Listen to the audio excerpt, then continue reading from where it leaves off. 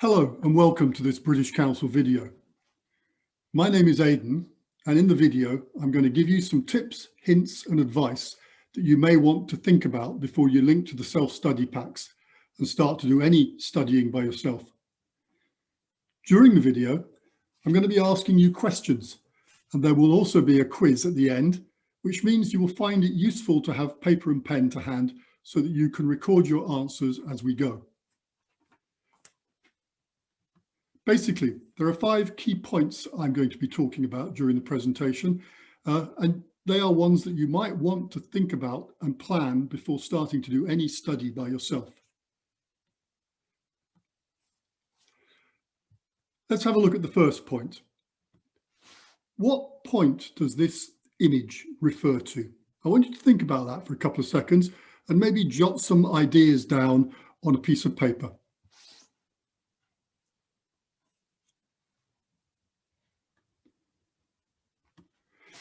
Good. It refers to the importance of setting weekly goals or targets for yourself as a way of guiding your self-study program. I would suggest you write these down for each week before the week starts in a notebook so that you can look at your records and you can see which ones you've achieved and which goals you haven't been able to. And we'll come back to that point in a minute. SMART is a well-known method you can use to help you plan and set and achieve personal development goals. We'll have a look at that in a minute. So what is a SMART goal? SMART goals are specific, clear, well-defined, and short. SMART goals need to be measurable. In other words, include the means and measures that can help you measure what you've accomplished. For example, they generally include a number. I'll give you an example of a SMART goal in a minute.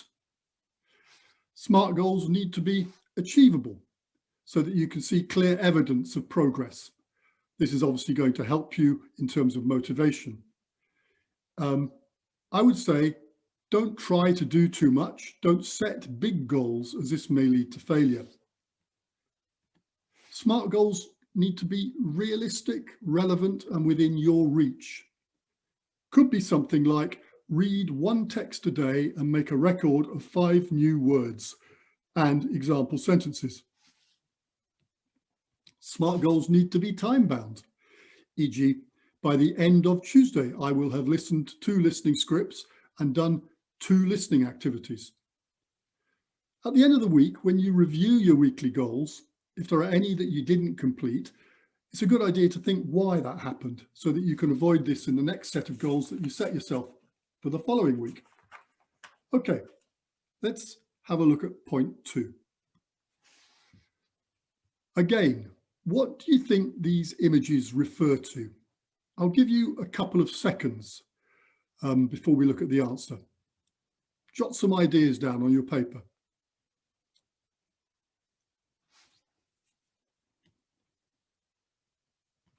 Good, thank you.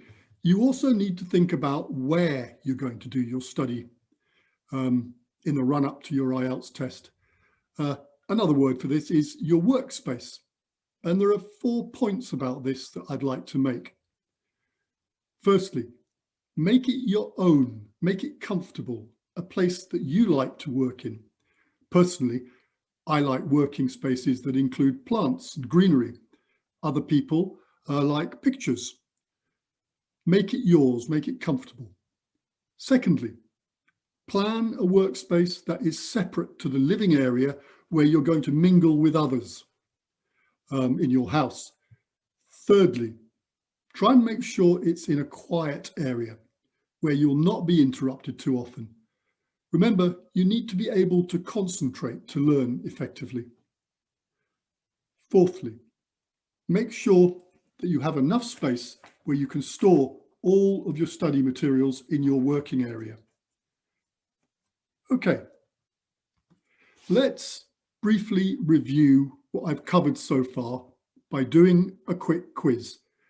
I want you to read the questions and the 4 options under each, A, B, C, or D, and select the correct option that you think is the right answer for each question and write them down on a piece of paper. I'll give you 15 seconds to do this before we go through the answers. Okay.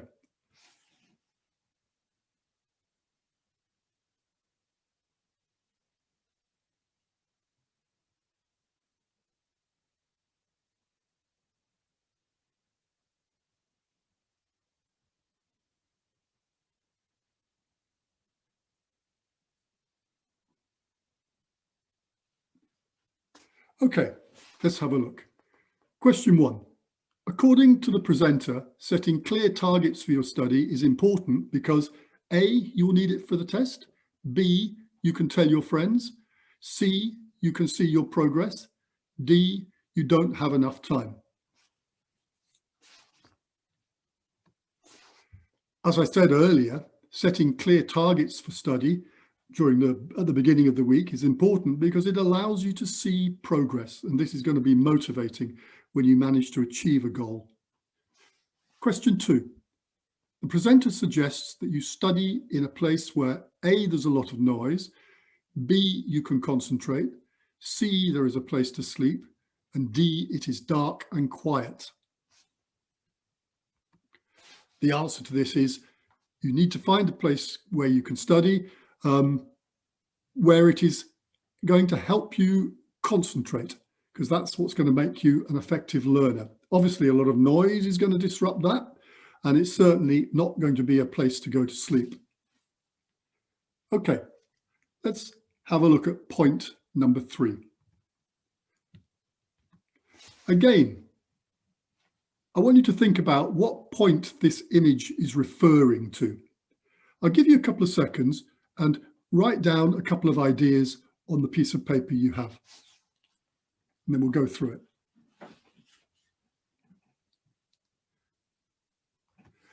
Good. It refers to time, not just time, how much time you're going to study. It's also when you're going to study. Okay. And basically, there are a few points that you need to consider about time in part of your pre-study planning. When will you study during the day? It's the first point. AM in the morning or PM in the afternoon? Personally, I'm a morning person, but I know others prefer to study in the evening or afternoon. I even know people who like to study late at night in the early hours of the morning. That's the first point. Secondly, you're going to need to fit your study time around the people that you live with in a house or apartment where you're based. Thirdly, choose a time that does not conflict with any other work commitments that you may have. Fourthly, avoid trying to do too much, as this will help you avoid becoming tired and disrupting your concentration patterns. I would suggest that doing a little study every day and regularly is probably the best thing for you to be able to do. Okay, let's move on to the fourth point. I want you to think carefully.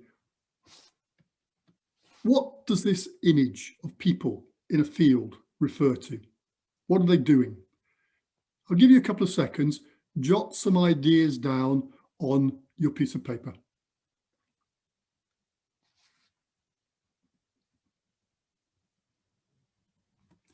Good. It refers to getting support as part of your learning process, self-study process.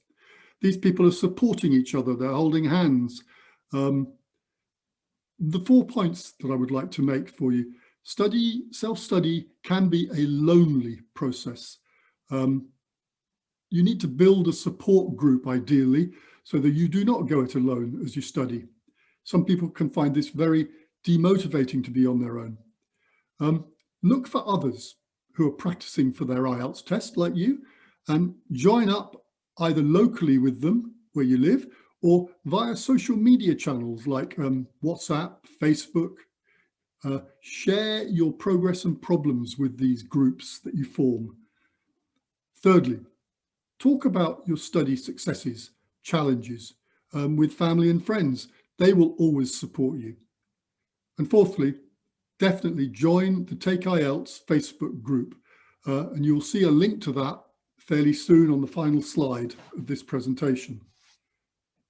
Let's move to the final point of the presentation.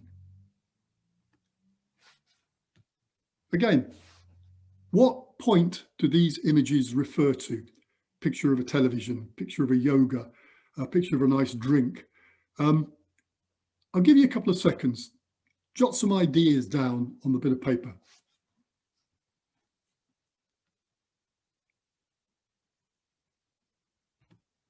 Be kind to yourself. Be kind to yourself. In other words, firstly, remember to reward yourself when you have a success. Nice coffee, cup of chocolate or ice cream, or even a biscuit, or even some gentle exercise.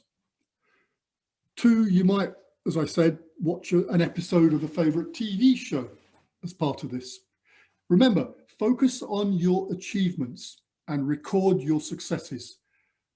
As I said, take regular short 10-minute breaks. Don't overdo it.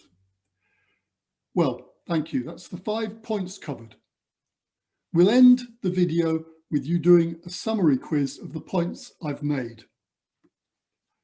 What I'd like you to do is to complete the summary on your piece of paper by filling gaps 1 to 7, using one word only for each gap.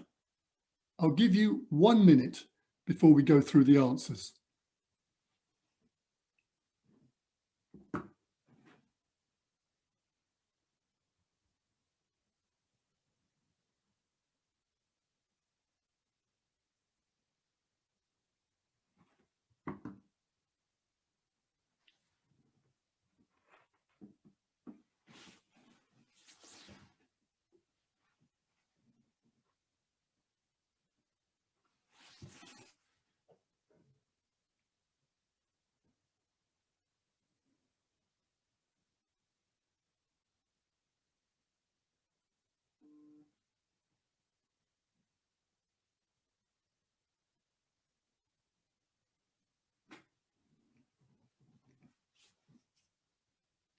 Okay, let's have a look at these answers.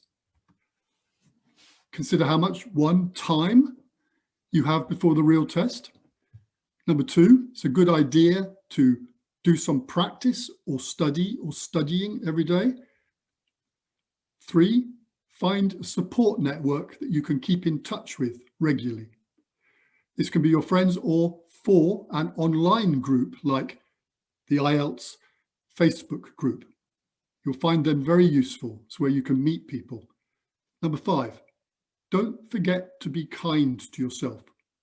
Give yourself a treat when you achieve goals that you've set. This can be something as simple as 6, watching a favorite TV program or having a special cup of coffee. Well, thank you. That's the end of this video. Thank you for watching it. And I hope you find it useful as you start to work with the self-study packs for listening, reading, writing, and speaking. That's the order of the exam skills. You don't need to study them in order, these other self-study packs. You can pick and choose and start and end where you want. Okay. Good luck and stay safe.